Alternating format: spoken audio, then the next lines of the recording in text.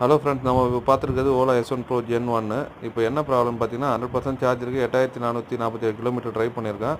Park மோட்லேருந்து நம்ம drive mode change பண்ணோடனே ego மோடுக்கு சேஞ்ச் ஆகுது. அது மாதிரி வந்து இது வரைக்கும் நான் ஸ்கூட்டர் வாங்கினதுலேருந்து ஃபேஸ் பண்ணல. இப்போ நான் ஈகோ மோடு அதான் நம்ம மோடு செலக்ட் பண்ணோடனே ஈகோ மோடுக்கு போயிடுது. நம்ம வந்து வேறு எந்த மோடையும் செலக்ட் பண்ண முடியல. இப்போ பேட்டரி டெம்பரேச்சர் எல்லாமே பாருங்கள், எல்லாமே லோவாக தான் இருக்குது. நமக்கு அதுவும் இல்லாமல் நார்மல் ஸ்போர்ட்ஸ் ஹைப்பர் அது காட்டவே இல்லை, வெறும் ஈகோ மோடு மட்டும் தான் காட்டுது.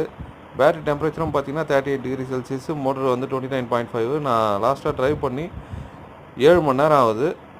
நான் யூஸ் பண்ணும்போது எனக்கு வந்து எந்த ஒரு இஷ்யூவும் வரல. ஆனால் இப்போது சார்ஜ் போட்டு எடுக்கும்போது தான் நான் இந்த இஷ்யூ ஃபேஸ் பண்ணுறேன். அது என்னென்னு ரீசன்றது தெரில. நான் 1 கிலோமீட்டர் ட்ரைவ் பண்ணி பார்த்தேன், அப்போ கூட ஒன்றுமே யூஸ் இல்லை. ஏன்னா நான் ட்ரைவ் பண்ணதே லாஸ்ட்டில் ஈகோ மோடு தான் ஒரு 5 கிலோமீட்டர் ட்ரைவ் பண்ணேன். ஹைப்பர் மோடு ஸ்போர்ட்ஸ் மோடெலாம் யூஸ் பண்ணவே இல்லை. ஏன் இந்த ப்ராப்ளம் வந்ததுன்னு தெரில.